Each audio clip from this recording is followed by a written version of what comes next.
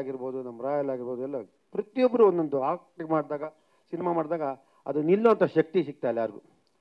ಅದು ನಿಲ್ಲುವಂಥ ಸಿನಿಮಾ ಮಾಡಬೇಕು. ನಿಜವಾಗ್ಲೂ ಒಂದು ಟೈಮಲ್ಲಿ ಸುದೀಪ್ ಅವರು ಎಲ್ಲ ಹುಡುಗರಿಗೂ, ಪ್ರತಿಯೊಬ್ಬ ಹುಡುಗರಿಗೂ ಮುಂದೆ ಕರೆಸಿ ಎಲ್ಲ ಸಿನಿಮಾನೂ ಅವ್ರ ಜೊತೆಯಲ್ಲಿದ್ದು ಹುಡುಗರಿಗೆಲ್ಲ ಮಾಡ್ತಾಯಿದ್ರು. ಇವಾಗ ಅವ್ರಿಗೂ ಇಂಟ್ರೆಸ್ಟ್ ಕಮ್ಮಿ ಯಾಕೆಂದರೆ ಈ ಹುಡುಗರು ಒಂದೊಂದ್ಸತಿ ಕೇಳಲ್ಲ ಅಂತ ಇರ್ಬೋದು. ನಿಜವಾಗ್ಲೂ ಎಲ್ಲದಕ್ಕೂ ಸಪೋರ್ಟ್ ಮಾಡ್ಕೊಂಬಂದ್ರು, ಎಲ್ಲ ಹುಡುಗರಿಗೂ ನಿಂತ್ಕೊಂಡು ಮಾಡ್ಕೊಂಡು. ದಯವಿಟ್ಟು ಸಹ ನಿಮ್ಮ ಮುಂದಾಳತ್ತು ನಾನು ಮನವಿ, ಈ ಚಿತ್ರರಂಗ ಉಳಿಬೇಕು ಅಂತ ಏನಾದ್ರು ದಯವಿಟ್ಟಿದ್ರೆ ನೀವು ಹುಡುಗರಿಗೆಲ್ಲ ಚೂರು ಬೆಳೆಸಿ ಉಳಿಸಿದ್ರೆ ಕಷ್ಟ. ಯಾಕಂದರೆ ಇವತ್ತು ಚಿತ್ರರಂಗಕ್ಕೆ ಎಲ್ಲ ಸೀನಿಯರ್ಗಳು ಸಪೋರ್ಟ್ ಮಾಡಬೇಕು. ಇವತ್ತು ಶ್ರೇಯಸ್ ಬಿಡಿ, ಅವನಿಗೆ ಸಿನಿಮಾ ಎಲ್ಲ 100 ಥರ ಇರ್ತದೆ. ನನಗೆ ಅವ್ನು ಸಿನಿಮಾದಲ್ಲಿ ಗೆದ್ದೇ ಗೆಲ್ತಾನೆ, ಎರಡನೇ ಮಾತಿಲ್ಲ. ಅವನೇನಾಗಲಿ ಅವನು ಇವತ್ತಲ್ಲ ನಾಳೆ ಗ್ಯಾರಂಟಿ ಗೆಲ್ತಾನೆ.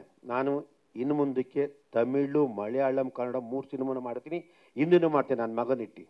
ಯಾಕೆಂದ್ರೆ ನನಗೆ ಗೊತ್ತು ನನ್ನ ಮಗನ ಪೊಟೆನ್ಷಿಯಲ್ ಏನಿದೆ ಅಂತ. ನಾನಂತೂ ಅವ್ನು ಬಿಡಲ್ಲ. ಯಾಕೆಂದ್ರೆ ಅವನಲ್ಲಿರೋ ಶ್ರದ್ಧೆಗೋಸ್ಕರ ನಾನು ಮಾಡ್ತೀನಿ. ಇಲ್ಲಾಂದ್ರೆ ಅವ್ನಿಗೆ ಬಿಸ್ನೆಸ್ ಮಾಡೋ 10 ಕೋಟಿ 20 ಕೋಟಿ ಕೊಟ್ಟು ಬಿಸ್ನೆಸ್ ಮಾಡಿಸ್ಬೋದಾಯ್ತು. ಮಾಡಲ್ಲ, ಅವ್ನು ಗೆದ್ದೇ ಗೆಲ್ತಾನೆ. ಅವನಲ್ಲಿ ಟ್ಯಾಲೆಂಟ್ ಇದೆ.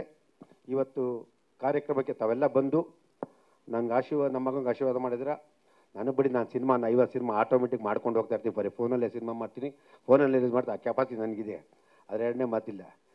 ಇವತ್ತು ನೀವೆಲ್ಲ ಬಂದು ಪ್ರೋತ್ಸಾಹಿಸಿದ್ರೆ ನಾನು ನಿಜವಾಗ್ಲೂ ಥ್ಯಾಂಕ್ಸು ನಮ್ಮ ಹುಚ್ಚ ಸುದೀಪ್ ಅವ್ರಿಗೆ. ಇವತ್ತು ಕಿಚ್ಚ ಸುದೀಪ್ ಅವರು, ಯಾಕೆ ಹುಚ್ಚ ಸುದೀಪ್ ಅವರು ಅಂದರೆ, ಈ ಸಿನಿಮಾ ನೋಡಿದಾಗ ಹುಚ್ಚ ಫೀಲಿಂಗ್ ಬಂತು ಸಿನಿಮಾ. ಆ ಸಿನಿಮಾದಲ್ಲಿ ಆ ಹುಚ್ಚದಲ್ಲಿ ನೋಡಿದಾಗ ಫಸ್ಟ್ ನಾವೇ ರೈಟ್ಸ್ ತಂದು ಮಾಡೋಕೆ ಹೋದಾಗ ಉಸಿರೇ ಆ ವಾರ್ಡ್ಗಳು ಫೀಲಿಂಗ್ ಬಂತು. ಅದಕ್ಕೆ ಇವತ್ತು ಆ ಥರ ಯಶಸ್ವಿಯಾಗಲಿ, ಹುಚ್ಚ ಥರ ಯಶಸ್ವಿಯಾಗಲಿ ಅಂತ ನಾನು ಅದನ್ನು ಕೇಳ್ಕೊಂಡೆ, ಬೇರೆ ಏನಿಲ್ಲ.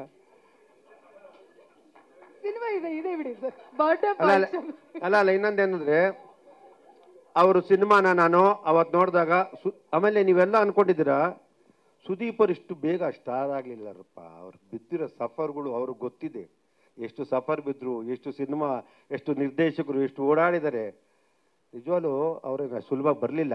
ಅದು ಬಂದು ಎಲ್ಲ ಬಿದ್ದ ಮೇಲೆ ನೀವು ಹುಡುಗರುಗಳಿಗೆ ಅಂತ ಹೇಳ್ತೀನಿ, ನೀವೇ ತಾಳ್ಮೆ ತಗೊಳ್ಳಿ, ತಾಳ್ಮೆ ಕೆಡ್ಸ್ಕೋಬೇಡಿ, ನಿಧಾನ ತಗೊಳ್ಳಿ. ಅದಕ್ಕೆ ನಾನು ಹೇಳ್ತೇನೆ, ನಿಧಾನ ತಗೊಂಡ್ರೆ ಗೆದ್ದೇ ಗೆಲ್ತೀರಾ. ಅವ್ರು ಅಷ್ಟು ಬೇಗ ಬರಲಿಲ್ಲ. ಇವತ್ತು ಅದಕ್ಕೆ ಅವ್ರಿಗೆ ಎಲ್ಲ ಕಡೆ ಸಕ್ಸಸ್ ಸಿಗ್ತಾಯಿತ್ತು.